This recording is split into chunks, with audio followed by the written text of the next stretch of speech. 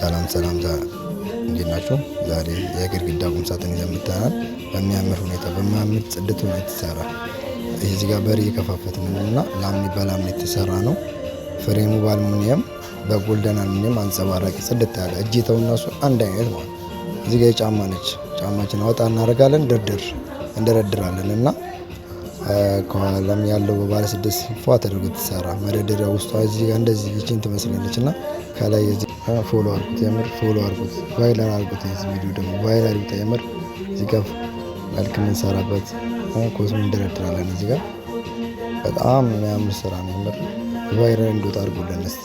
አብዲ ፈርኒቸር ይለያል። ሁሌም ቢሆን ቀዳሚ ተግባሩ አብዲን ያርቁ።